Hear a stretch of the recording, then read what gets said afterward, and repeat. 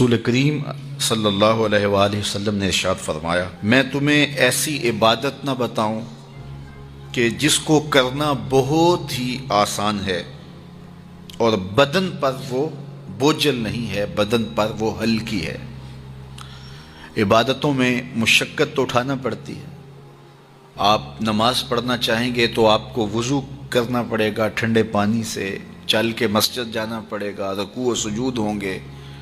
روزہ رکھنا ہے تو آپ کو دن بھر کی بھوک کاٹنی پڑے گی، زکوٰۃ دینی ہے، صدقہ کرنا ہے، خون پسینے کی کمائی سے پیسے جدا کرنے پڑیں گے، حج کرنا ہے تو بہت زیادہ مشقت اٹھانی پڑے گی۔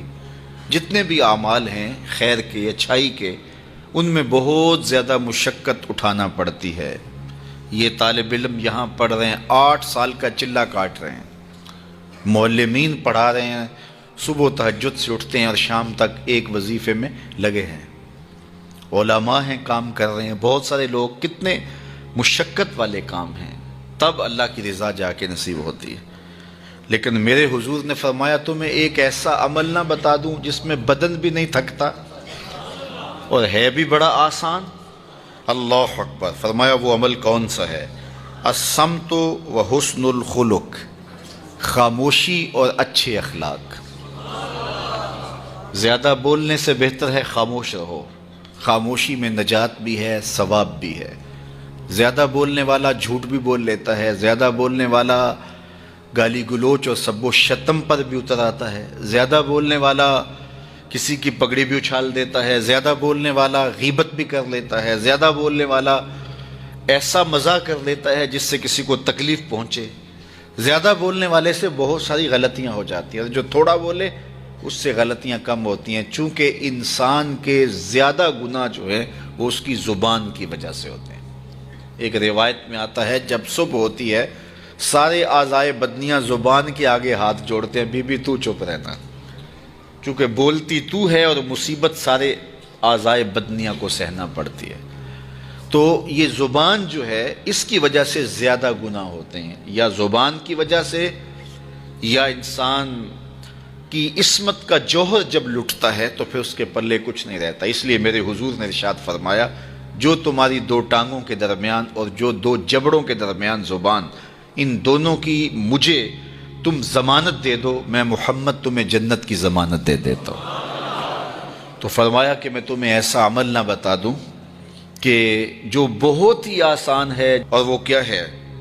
الصمت، خاموشی، وحسن الخلق، اور دوسری بات اچھے اخلاق، رویوں کی خوبصورتی۔ کسی سے ملو تو ہنس کے ملو، کسی سے بات کرو تو لہجے میں نرمی ہو، کسی کی عزت آبرو کا خیال رکھو، بڑے کا احترام کرو، چھوٹے پر شفقت کرو، مخلوق خدا پر رحم کرو، اللہ کی مخلوق پر شفقت سے پیش آؤ، رسول کریم کی امت پر رحم کرو۔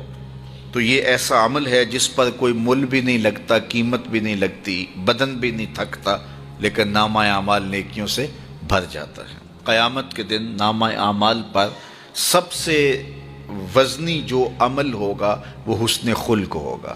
حضور نے فرمایا کہ بیہودگی اور فحش کلام کرنا، یہ سب کچھ جو ہے، تو فرمایا یہ اسلام میں سے نہیں ہے، اور بہترین اسلام وہ ہے جس میں خلق اچھے ہوں۔ حضور نے ارشاد فرمایا کہ جو حسن خلق ہے یہ گناہوں کو اس طرح مٹا دیتا ہے جس طرح جو مصفہ پانی ہوتا ہے، اچھا پانی ہوتا ہے، وہ بدن سے میل کچیل اتار دیتا ہے، اور جو برے اخلاق ہیں وہ عمل کو اس طرح فاسد اور ضائع کر دیتے ہیں جس طرح شہد کے اندر سرکہ ڈال دیا جائے تو شہد صحیح نہیں رہتا۔ تو عمل اچھے ہیں لیکن بدخلقی ان اعمال کی بربادی کا سبب اور ذریعہ بن جاتی ہے۔ اللہ جل شانہ ہمیں معاملات کے اندر خوبصورتیاں نصیب فرمائے، رفق، نرمی نصیب کرے، معاف کر دینے کی توفیق نصیب کرے۔ رزق کمانے کے جو مقاصد ہیں وہ بہت سارے ہو سکتے ہیں، لیکن شریعت میں کاروبار کرنے کے، رزق روزی کمانے کے بنیادی مقاصد 3 ہیں۔ پہلا مقصد اپنے آپ کو سوال سے بچانا.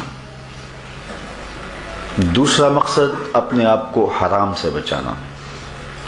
تیسرا مقصد اپنی اولاد کی کفالت کرنا. یہ بنیادی مقاصد ہیں جن کے لیے رزق کمانا، روزی کمانا ہمارے اوپر لازم ہو جاتا ہے. اور اگر آپ کاروبار کو وسعت دے رہے ہیں، ضرورت سے زیادہ کما رہے ہیں، تو اس کے لیے ایک چوتھی نیت آپ کو ساتھ کرنی ہوگی، اور وہ یہ کہ معاشرے کے کمزور لوگ، رشتہ داروں میں غریب لوگ، میرے ہمسائیگی کے اندر جو غریب لوگ ہیں، یتیما ہیں، مساکین ہیں، معاشرے کے وہ لوگ جو اپاہج ہیں، معذور ہیں، کمانے کی صلاحیت نہیں رکھتے، میں زیادہ مال کما کے ان کی کفالت بھی کر سکوں.